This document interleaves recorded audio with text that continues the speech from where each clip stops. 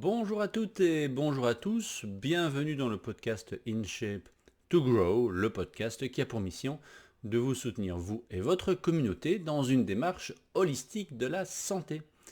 Alors pour rappel, le mot holistique n'a rien de magique ou d'ésotérique, même si l'ésotérisme pourrait faire partie d'une évaluation de la santé, mais le mot holistique veut simplement dire que nous prenons l'ensemble des différents systèmes influençant la santé, comme par exemple le mal de tête, je vous l'annonce, n'est pas un manque en aspirine. Le mal de tête peut venir de bien des facteurs, et donc une approche holistique, par exemple, de la santé, serait l'analyse de l'ensemble des mécanismes, qu'ils soient physiques, émotionnels, mentaux ou spirituels, sur la santé et le symptôme en tant que tel.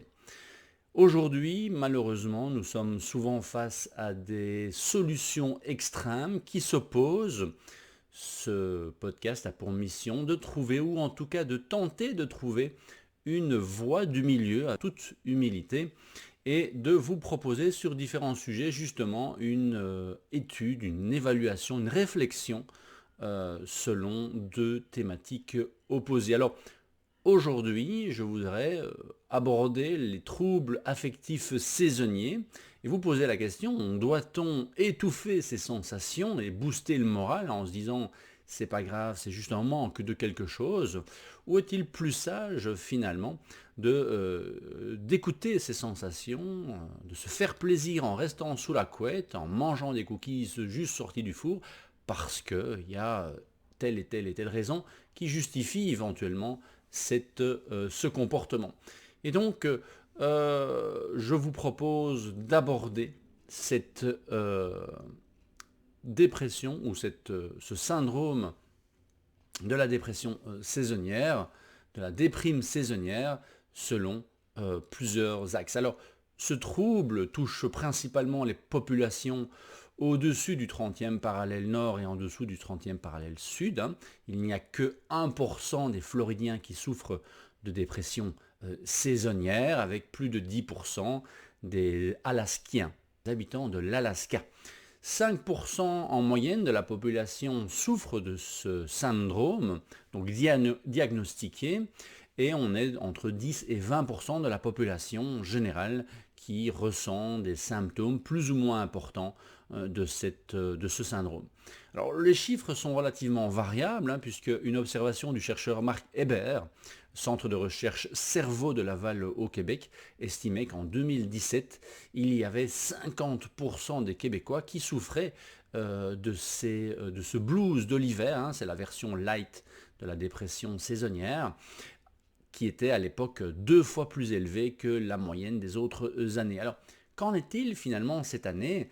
Après plusieurs années, finalement, on va arriver à 3 ans de crise, soit sanitaire, soit économique, avec des conséquences sur la santé mentale. Est-ce que la déprime, la dépression, le syndrome de la déprime saisonnière va être plus important?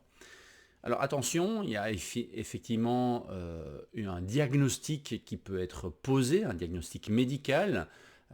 Tous les symptômes de la dépression doivent être reconnus pour avoir ce diagnostic depuis au moins 2 ans, et ça doit être plus intense qu'une petite dépression passagère en dehors des saisons. Alors, les symptômes sont relativement variables, vous ne devez pas tous les avoir. Il y a tristesse, se sentir déprimé presque toute la journée, tous les jours, avec de l'anxiété, envie de glucides, consommation de glucides, grignotage et donc prise de poids, fatigue extrême et manque d'énergie, sentiment de désespoir et d'inutilité, problème de concentration, se sentir irrité, agité, membres qui semblent lourds, on est fatigué, on avance au ralenti, perte d'intérêt pour les activités généralement agréables, y compris les retraits, y compris les situations, ou en tout cas les activités sociales, problèmes de sommeil en général, on dort beaucoup plus. Et donc si le syndrome affectif saisonnier doit être diagnostiqué, effectivement, il ne faut pas le faire soi-même. Donc s'il y a vraiment une suspicion de dépression, mais vraiment profonde, malgré effectivement les différentes pistes que je vais vous donner aujourd'hui. Ne le faites pas, ne l'autodiagnostiquez pas évidemment, hein, allez voir un spécialiste, psychologue ou psychiatre qui pourra justement vous donner un avis d'expert, hein, ce genre de vidéo. Et là surtout pour vous inciter à aller voir la santé sous un angle holistique, mais n'a pas pour but de donner des diagnostics, des solutions toutes faites. Chaque situation est différente. D'autant plus que nous l'avons dit, hein, le stress s'accumule, et donc si ces 2-3 dernières années ont été particulièrement difficiles pour vous, cette dépression, ce syndrome saisonnier peut être la goutte qui fait déborder le vase, donc il ne faut pas le sous-estimer, il faut pour cela faire appel à la bonne personne. Ceci étant dit, dans le contexte qui nous intéresse aujourd'hui, dans le bien-être, la santé, non pas la thérapie, eh bien je vous propose l'analyse de cette dépression saisonnière, de ce syndrome de déprime saisonnière, selon 3 options qui sont en lien avec finalement l'ensemble des stress que vous pouvez vivre au quotidien. Il peut y avoir le combat, on va combattre cette dépression avec acharnement, ou on va plutôt fuir cette dépression et trouver des moyens d'esquive, ou on va simplement se retrouver dans un mode de non-action. C'est dans tous les cas la situation qu'il faut éviter, hein, de rester sur place et de subir finalement le temps et les émotions. Alors évidemment, la manière dont vous allez vivre ce syndrome, cette sensation de ralentissement ou de déprime, même si elle est passagère, peut dépendre de votre éducation, de votre culture, de votre génétique. On l'a vu effectivement dans l'épisode 58 concernant la génétique et le test, l'évaluation de votre ADN, qu'on peut aujourd'hui mesurer et évaluer votre capacité à gérer le stress. Certaines personnes vont plutôt être dans le combat lorsqu'il y a du stress et d'autres vont plutôt être dans le retrait et dans éventuellement la fuite. Alors, si nous abordons justement ce syndrome selon le combat, voici les solutions que l'on propose en général. On a la luminothérapie parce qu'effectivement, c'est l'élément le plus important. Et c'est pour ça que cette déprime est très rarement vécue entre les deux 30e parallèles, parce que là, effectivement, on a toute l'année énormément de lumière, de soleil plutôt. On y reviendra parce qu'il y a une différence entre la lumière et le soleil. Aujourd'hui, nous avons énormément de pollution lumineuse qui peuvent encore plus influencer notre état de perte d'énergie et de perte de motivation ou d'optimisme. On a les thérapies cognitivo-comportementales qui semblent être effectivement très intéressantes pour ce syndrome qui ne fait pas partie de mes spécialités, tout comme les médicaments antidépresseurs, raison pour laquelle, effectivement, lorsque vous avez une suspicion de dépression dans laquelle vous ne voyez pas de solution, il est important d'aller voir une personne qui est spécialisée et qui pourra vous répondre et vous diagnostiquer dans le cas échéant. On a également la vitamine D qui est essentiel puisque sans la vitamine D, votre corps a l'impression d'être un peu en hibernation et donc évidemment ça s'ajoute à tous les autres paramètres qui pourraient être déséquilibrés. Donc là, le problème de n'agir que dans un combat contre cette dépression, c'est de n'avoir aucun apprentissage, de ne pas savoir, tiens, mais pourquoi moi je suis plus sensible? Est-ce qu'effectivement c'est un problème génétique et donc je dois adapter l'ensemble de mon année? Est-ce que c'est uniquement un problème de neurotransmetteurs, un problème hormonal? Alors là aussi, je peux l'anticiper ou est-ce qu'il y a autre chose derrière? Et donc pour moi, ne pas agir en comprenant les choses est une erreur et effectivement pouvoir anticiper d'année en année éventuellement une période plus fragile serait un bon moyen de ne pas devoir chaque année vous booster le système immunitaire en espérant que ça passe. Le risque effectivement est que cela devienne chronique. Ensuite, on a une deuxième option, c'est la fuite. On se dit que ça va passer, on fait mine de rien, on passe au-dessus, ça devient finalement une norme. Oh, chaque année, à cette période-ci, je suis un peu moins en forme, ça va passer et on laisse aller, sans savoir aussi s'il n'y a pas quelque chose derrière. je vous rapporte à l'épisode 57 concernant justement le problème de la normalité par rapport à la fonctionnalité. Aujourd'hui, il ne faut pas se leurrer, notre environnement nous modifie énormément au niveau de la biologie et les petits symptômes pourraient être justement des moyens de rebondir. Et là aussi, le risque est de tomber dans la chronicité du problème. Ensuite, nous avons la troisième option qui, je l'ai dit en introduction, est finalement la moins bonne solution, puisque vous avez toujours, quand vous êtes face à un problème, je l'ai appris de mon mentor Paul Chek, vous avez trois options. Vous avez la meilleure option, vous avez la sous-option, et puis vous avez la non-action. Donc, effectivement, l'attitude la moins bénéfique, c'est d'être dans la non-action, on est dans le freeze, on subit finalement la situation. Dans les deux autres options, oui, il y a effectivement la meilleure option qui est généralement un ensemble d'actions et de changements de comportement, mais parfois ce n'est pas possible et donc il nous faut une petite soupape, il nous faut une solution intermédiaire qui nous permet éventuellement de faire passer certaines priorités en avant et puis de revenir éventuellement sur le problème de départ. Et donc, si je reviens à cette non-action, on est à ce moment-là en totale écoute des symptômes et on se dit, ok, triste, anxieux, irrité, agité, je me mets en congé maladie, je ne le sens pas, j'abandonne, il faut que je me respecte. J'ai envie de glucides, c'est mon envie, je vais prendre une double ration de cookies, je le mérite bien. Fatigue extrême, manque d'énergie, pas grave, je reste sous la couette, je fais la grasse matinée, je me laisse vivre et je vous rapporte également à cet épisode 52 dans lequel j'aborde cette problématique de se booster à l'extrême ou plutôt, qui est une tendance maintenant qui date de cet été, qui est la tendance d'un abandon silencieux. On se laisse aller, on se dit de toute façon je dois me respecter sans prendre en compte justement l'environnement et l'ensemble des conséquences que cela peut avoir. Là, le gros problème, c'est la perte totale de la notion d'effort, à l'inverse de ce qui ne nous tue pas nous rend plus fort, qui sera sans doute une thématique plus tard, qui est aussi à l'extrême, et c'est ce que j'essaie de combattre et de vous informer dans ce podcast, c'est de trouver la voie du milieu. Il y a des moments où il faut effectivement sortir de sa zone de confort et d'aller au charbon de manière intense, mais ça ne doit pas être une règle, je dirais, générale.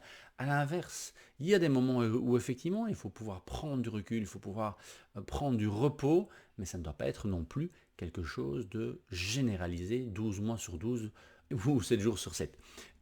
Et donc là, dans cette troisième solution où on écoute à l'extrême ces sensations, on est finalement dans l'abandon, on s'identifie au problème, je suis comme ça, je dois m'écouter, et le risque est effectivement de passer dans la chronicité du problème. Alors, quelle est la solution ?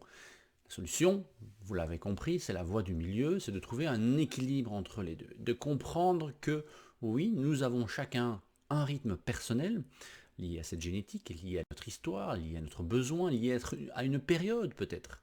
Et ça, on va y revenir dans un instant. Et nous avons également le cycle circadien, c'est-à-dire un cycle qui n'est pas identique au mois de janvier, au mois de février, au mois de juillet, au mois d'octobre. On a déjà parlé d'un élément vraiment essentiel, c'est le soleil.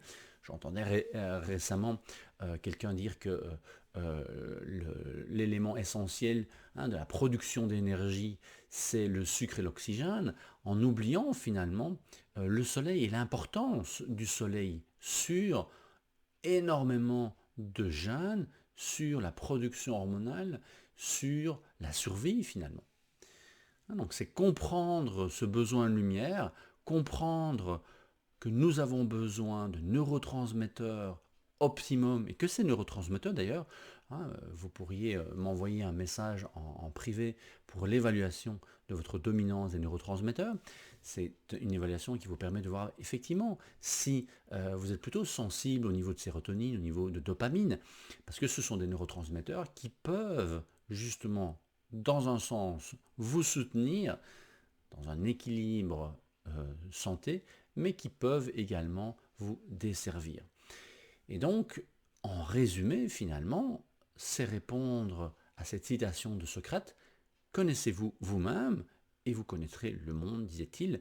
Et donc, au plus vous allez apprendre à découvrir de quel rythme vous avez besoin, au plus vous allez pouvoir traverser finalement les événements de la vie comme les changements de saison, eh bien avec flexibilité. C'est une expression que j'aime beaucoup aujourd'hui, c'est la flexibilité métabolique. Ça veut dire simplement que votre corps, votre physiologie est suffisamment souple et entraînée eh bien, pour pouvoir réagir correctement aux différents stress, comme par exemple la diminution de luminosité en hiver, le changement d'heure en hiver, les longues nuits et périodes hivernales, sans avoir d'impact marquant et limitant dans votre quotidien. Parce que avoir des jours où on est un peu moins en forme, c'est tout à fait logique. Alors, si on agit avec la voie du milieu, il faudra d'un côté, oui, booster votre système circadien, ou en tout cas booster votre physiologie, c'est-à-dire soutenir plutôt votre physiologie avec des actions, avec des changements de comportement qui vont limiter justement ce syndrome de dépression saisonnière et de dépression tout court en général, puisqu'on sait aujourd'hui que la dépression est en lien avec la qualité du microbiote, élément que je n'ai pas mis en direct lien avec les changements saisonniers, mais qui pourrait être une 11e recommandation. Parce que ici, je vous propose 10 solutions, et je vous invite à en choisir au moins 3, si pas les 10, pour venir soutenir votre système circadien, pour venir soutenir votre physiologie, votre système immunitaire, votre système hormonal, votre système nerveux, et avoir l'énergie pour traverser cette période un peu plus difficile. Donc on a tout d'abord la vitamine D. La vitamine D, si elle est trop basse, votre corps estime que vous êtes en hibernation, puisque normalement, en été, vous allez accumuler cette vitamine D, puisqu'elle dépend de l'inclinaison des rayons du soleil sur votre peau, et donc vous allez produire plus de vitamine D si vous êtes à l'extérieur évidemment en été, pour pouvoir en avoir suffisamment durant l'hiver, puisque c'est une vitamine liposoluble, elle va être stockée dans votre foie et vous pourriez en avoir suffisamment à l'arrivée de l'automne pour aller jusqu'au printemps. Ça va dépendre évidemment de votre peau. Plus la peau est mate, moins vous absorbez la vitamine D, mais plus vous vous protégez des rayons du soleil. Et donc cette vitamine D, vous devriez en prendre toute l'année, sauf en période où vous êtes suffisamment exposé au soleil naturel. Et là, malheureusement, rien ne peut remplacer cette exposition au soleil. En deuxième élément, il y a la luminothérapie. En effet, vous le savez aujourd'hui, la pollution lumineuse est extrême. On a trop de lumière bleue tout le temps durant la journée, trop dès le lever du matin, trop durant la journée devant les écrans, trop le soir, ce qui perturbe énormément le cycle circadien. Et donc, utiliser des lampes de luminothérapie de qualité, au moins 10 000 lux, le matin au petit déjeuner par exemple, pas dès le lever, il faut un laps de temps. Idéalement, ce serait quand le soleil est levé, mais évidemment, ça va dépendre de votre quotidien. Donc tout ça peut être personnalisé, eh bien, peut agir et diminuer justement ce risque de dépression saisonnière. On a également le fait de passer du temps dehors, à l'air frais, même s'il fait froid, même s'il fait gris, eh bien, passer 20 minutes minimum dehors, c'est idéal. Vous aurez encore en plus cet impact du soleil, parce que rien ne va remplacer le soleil, on l'a dit. Vous avez des rayons optimum pour votre cycle circadien le matin, qui va influencer justement la qualité de votre sommeil le soir. Donc finalement, la qualité de votre sommeil, qui sera le conseil suivant, eh bien, va dépendre de tout ce que vous faites de la journée. Et donc pour diminuer finalement ce risque de dépression saisonnière, il faut agir sur la qualité de votre sommeil. Il faut pouvoir agir sur la qualité de votre cycle circadien.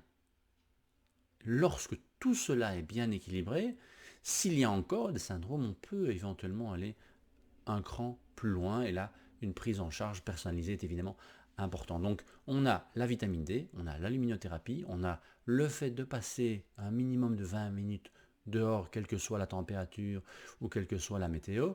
On a la qualité du sommeil puisque vous aurez des nuits normalement qui seront plus longues en hiver, c'est normal. Aller coucher tard, faire la fête, c'est une activité du printemps, mais surtout de l'été. On va y revenir dans un instant avec cette notion de saison qui est vraiment très très importante et qu'on a totalement perdu déjà. Faire la fête le 31 décembre est probablement pas la meilleure des solutions. Hein. Je lancerai bien une pétition pour faire finalement la Saint-Sylvestre le 21 juin et pas le 31 décembre. On a également l'activité physique durant la journée qui va être importante parce qu'on aura tendance à être plutôt à l'intérieur, à plutôt faire du cocooning. Si on a déjà en manque de vitamine D, on aura moins d'énergie. Si la qualité de la lumière du soleil est moindre, on aura aussi envie d'hiberner. Et lorsque vous êtes en mode hibernation, c'est logique que l'humeur et l'énergie ne soient pas au beau fixe. Donc également avoir une activité physique, alors idéalement les 6500 pas par jour, voire 7500, c'est un peu la fourchette pour sortir de la sédentarité, ou les 30 minutes d'activité physique modérée minimum par jour, hein, ça peut être une marche rapide, eh bien tout ça va vous permettre d'avoir un impact positif sur l'humeur.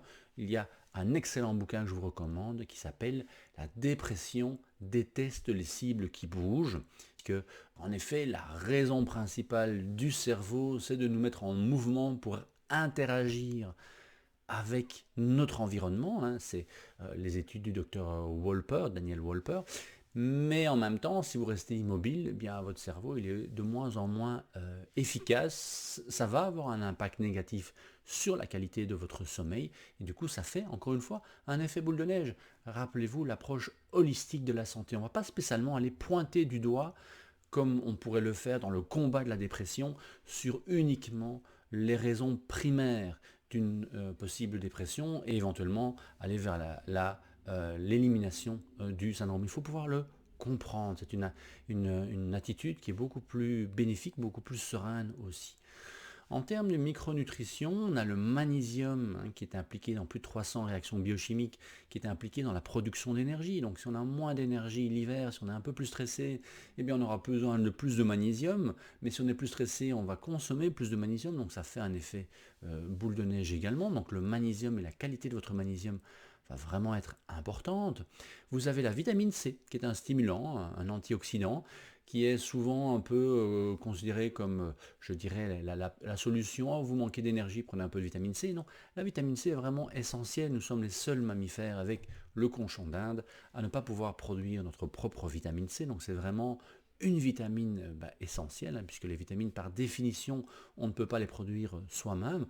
Et donc en avoir un minimum dans votre alimentation quotidienne et éventuellement à certains moments avoir un petit complément eh bien, serait vraiment utile. Conseil supplémentaire suivant, c'est le petit déjeuner. Le petit déjeuner, le repas le plus important de la journée.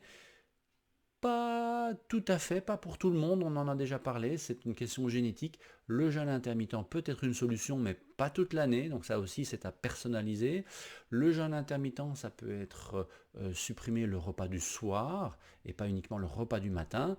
Et c'est vrai que pour certaines personnes, avoir un petit déjeuner qui soit chaud, facile à digérer et riche en protéines pour justement amener les précurseurs des neurotransmetteurs au niveau de la sérotonine, au niveau de la dopamine, c'est vraiment essentiel et ça peut être un game changer, un changement drastique au niveau de l'efficacité dans votre quotidien. Le souper, justement, on parlait du petit déjeuner, eh bien le souper, normalement, comme son nom l'indique, devrait être léger, comme une soupe.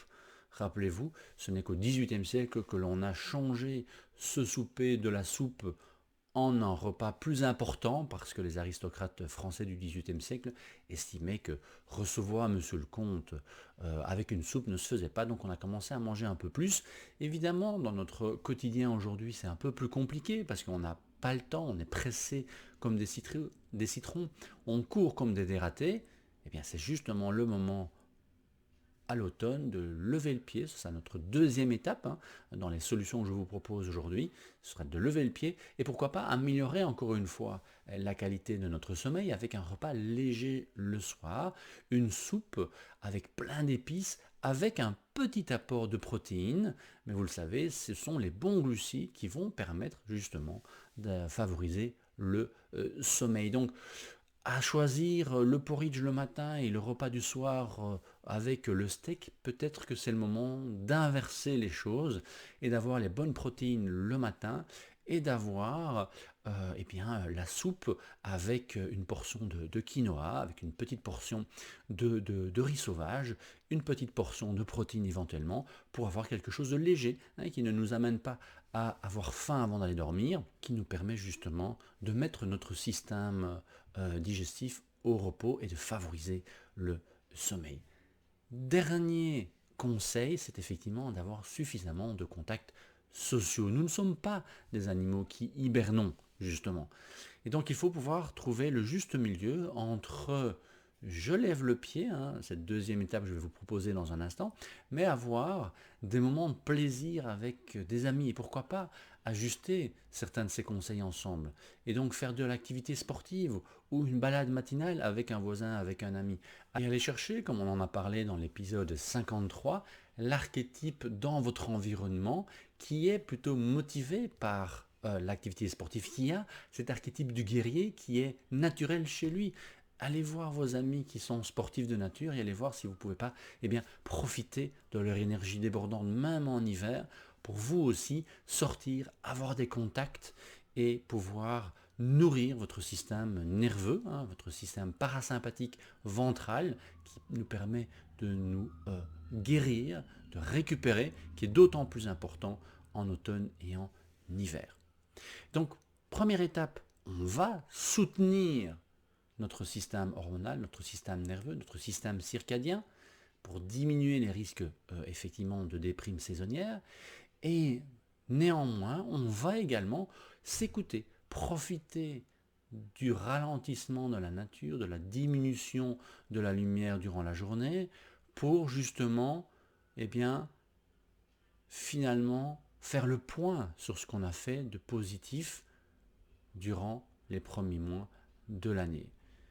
Ça revient non plus au cycle circadien de la journée, qui était notre première étape, c'est le cycle finalement saisonnier d'une année. L'automne, c'est la fin d'un cycle. Ce sont les feuilles qui tombent. Ce fin de cycle peut être très difficile à vivre pour certaines typologies. Et pourquoi ne pas transformer justement cette fin de cycle en quelque chose de positif? Ok, c'est la fin d'un cycle. Mais qu'est-ce que nous avons réalisé de positif jusqu'à présent? C'est également un outil que je vous ai proposé dans l'épisode 52 qui me vient de mon mentor et professeur Paul Check qui parle des saisons d'un projet. Nous avons les saisons de l'année. Le printemps, l'été, l'automne, l'hiver. On considère le printemps comme une préparation, l'été, l'action, l'automne, on célèbre les résultats de nos actions, l'hiver, on fait une introspection et on se pose la question, tiens, qu'est-ce que je suis prêt à repréparer? Quel autre nouveau projet je suis prêt à relancer? Donc ça, effectivement, on l'a sur l'année et on peut l'adapter à nos projets. Chaque projet demande une préparation, une mise en action, et on oublie souvent la célébration des résultats du projet et l'introspection en disant, oui, mais est-ce que je suis prêt à refaire ce même projet de la même manière? Récemment, par exemple, je viens de terminer une formation dont je suis relativement satisfait et fier. Est-ce que je suis prêt à refaire d'autres formations dans les mêmes contextes? Je ne pense pas. J'ai appris certaines choses. Il est temps maintenant de changer. Il est temps maintenant de passer une étape. Et donc ça me permet justement, dans cette période automnale, de célébrer tous les bénéfices justement de la création de ce nouveau module. Et je vais me réserver un temps pour faire le point. Pas spécialement en hiver, hein, puisque je vais terminer justement la partie estivale de ce projet sur ce nouveau module sur le sommeil. Je me réserverai une période de célébration, de satisfaction par rapport au retour des stagiaires, par rapport à mes retours. Je vais probablement adapter certaines choses. Et puis je vais me poser la question, tiens, mais est-ce que je suis prêt à refaire un nouveau module sur une autre thématique dans les mêmes conditions? J'ai déjà ma petite idée, mais ce sera intéressant. Eh bien, pourquoi ne pas profiter de l'automne justement pour vous dire, ok, depuis février, bon oui, le printemps, ce n'est pas en février, mais admettons depuis le mois de mars, quels sont les projets, les succès, les réalisations que j'ai faits, comment je me sens par rapport à mon développement personnel, par rapport à mon rôle de père, d'entrepreneur, de compagnon, d'ami, et qu'est-ce que je peux célébrer justement. Donc transformer cette période de fin de cycle en une période de célébration pour pouvoir justement aborder l'hiver sans ce manque d'énergie, ce déprime, mais plutôt comme un moment d'introspection. Donc s'écouter pour moi est vraiment important si on a d'abord soutenu le système pour ne pas aller dans la fuite ou dans la stagnation. Donc c'est vraiment important de prendre cet élément comme un moyen de transformer. Hein, parce que je ne suis pas thérapeute, donc je ne peux pas vous donner mon avis sur la dépression. Hein. Je vois plutôt les choses et la santé au niveau de la biologie. Et donc là, je vous parle de neurotransmetteurs, je vous parle de microbiote. On n'en a pas parlé aujourd'hui, mais on a un lien avec d'ailleurs des psychobiotiques qui peuvent aider au niveau de la dépression. Mais ça, c'est le rôle du psychologue.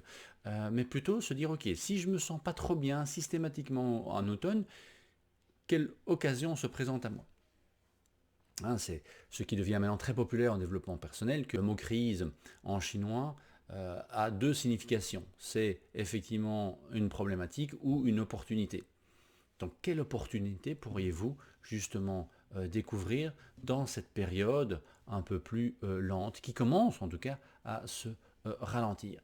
C'est finalement la base de mon travail. Hein. In shape to grow, être en forme pour bien grandir, non pas grandir comme les enfants, mais grandir physiquement, émotionnellement, mentalement et spirituellement. Mais pour cela, et ça, c'est le travail que je fais au quotidien, c'est d'avoir suffisamment d'énergie. Parce qu'évidemment, si vous manquez d'énergie, vous manquez de sommeil, vous manquez de neurotransmetteurs, vous avez un microbiote dans les chaussettes, c'est beaucoup plus difficile de voir les choses positives, de célébrer vos réussites, d'avoir l'énergie de vous dépasser, de sortir de votre zone de confort pour pouvoir justement tirer les bénéfices de cette crise. Surtout aujourd'hui, puisque nous sommes dans une période importante de crise de notre société, après 2 ans de crise sanitaire et en pleine crise économique, c'est une accumulation de stress. Comment ce manque de luminosité va agir au-dessus de tout cela? Hein? Le stress s'accumule. On a le stress physique, le stress biochimique, le stress chimique, le stress thermique.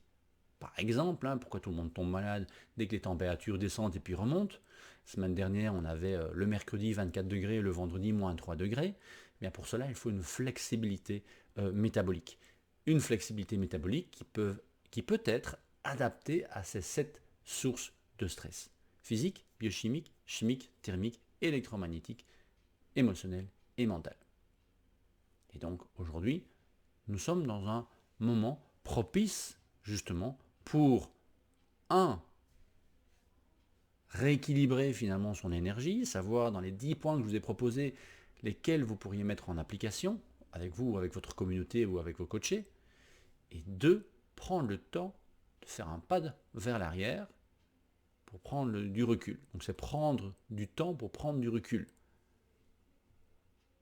Idéalement, célébrez d'abord vos réussites, et puis petit à petit, un petit moment d'introspection pour savoir ce que vous auriez envie de faire en 2023 dans la situation qui est aujourd'hui celle que nous connaissons, qui est instable, qui est difficile, on ne sait pas dans quelle direction on va. Et ça, c'est le stress le plus important au niveau de notre cerveau, c'est de ne pas savoir où on va, de ne pas savoir dans quelle direction combattre, fuir.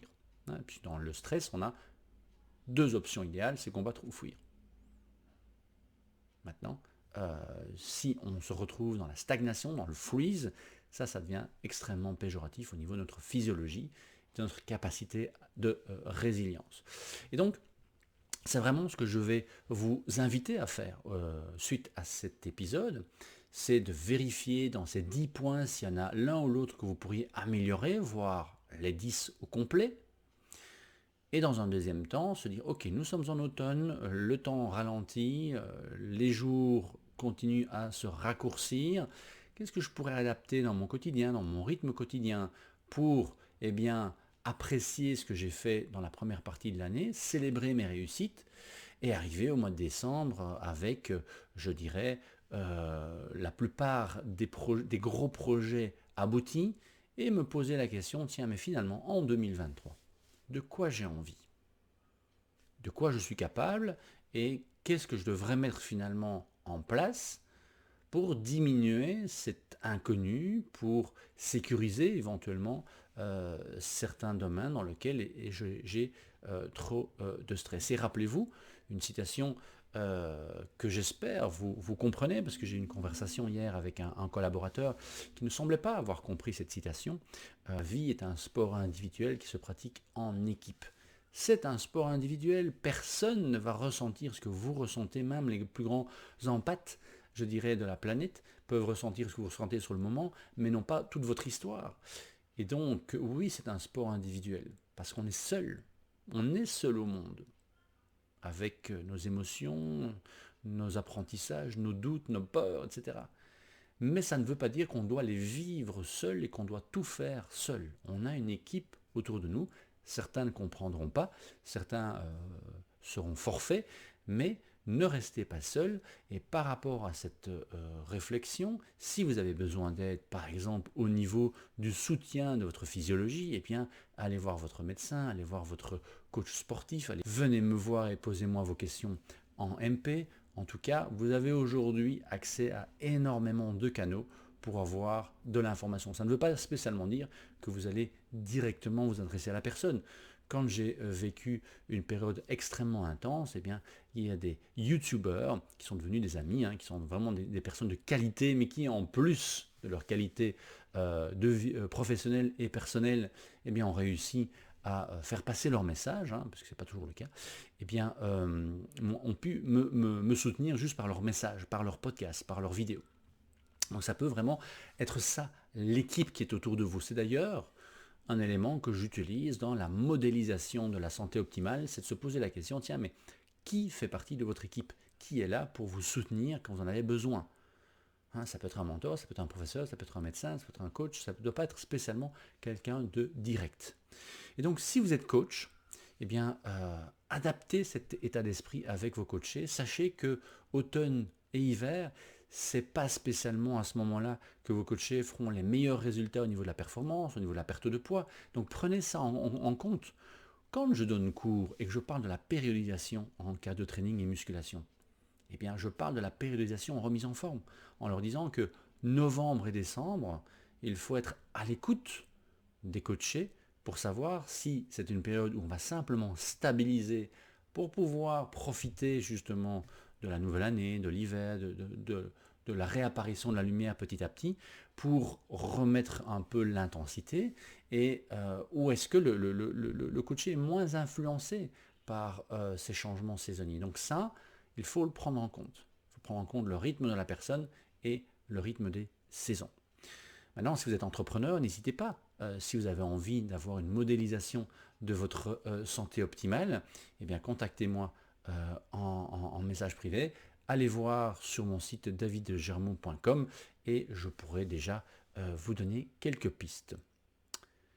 J'espère à nouveau que la question de la dépression saisonnière ou le syndrome de déprime saisonnière est un peu plus claire aujourd'hui. En 2017, 50% des Québécois vivaient mal ce winter blues. En Floride, il n'y avait que 1%. J'imagine que ça n'a pas beaucoup changé aujourd'hui. Dans les pays au-delà du 30e parallèle, eh bien, cet automne et cet hiver risquent d'être difficiles. Eh bien, vous, en tant que coach, vous pouvez être un soutien élémentaire au niveau des bons conseils en termes physiques et nutritionnels. Et vous, entrepreneur, vous allez devoir passer probablement une période un peu plus difficile. Eh bien, anticipez cela et n'hésitez pas à évaluer et modéliser votre santé optimale. Évidemment, mettre en place les stratégies qui sont adaptées. Parce que finalement, étape 1, on soutient le système. Étape 2, on s'écoute. Étape 3, on passe à l'action par rapport à toutes ces étapes et par rapport à ce dont vous avez besoin aujourd'hui. Donc j'espère que, à nouveau, cet épisode vous a permis d'avoir une vue plus large et plus holistique de cette problématique. Il n'y a pas une seule réponse, ce n'est pas soit de booster, soit fuir la problématique, c'est trouver la voie du milieu. À nouveau, sponsor de cet épisode avec grand plaisir, parce que c'est vraiment une entreprise extraordinaire, Embrator, qui est une jeune compagnie canadienne, qui vous propose justement des t-shirts et des survêtements pour hommes en ce moment, de qualité et surtout éco-responsables, anti-allergiques, puisqu'ils sont faits en fibre de bambou. Ils sont livrés partout dans le monde. Le tester ou les tester, c'est l'adopter. Je vous invite à aller voir leur profil Instagram et de les soutenir. Mettez un like, partagez effectivement ce qu'ils proposent aujourd'hui. Comme je l'ai dit, la vie est un sport individuel mais qui se pratique en équipe. Pourquoi pas donner un petit coup de pouce à d'autres équipes. Voilà, ceci termine mon 59e épisode du podcast In Shape to Grow. J'espère qu'il va vous servir durant les prochaines semaines, les prochains mois. Si vous écoutez cet épisode en dehors de la saison automnale et hivernale, eh bien, il y a quand même probablement des éléments intéressants à retenir puisque vous êtes peut-être en plein mois de mai avec la finalisation d'un projet. Et donc, n'oubliez pas la saison et les bénéfices de la saison automnale et de la saison hivernale. D'ici notre prochain épisode, prenez soin de vous.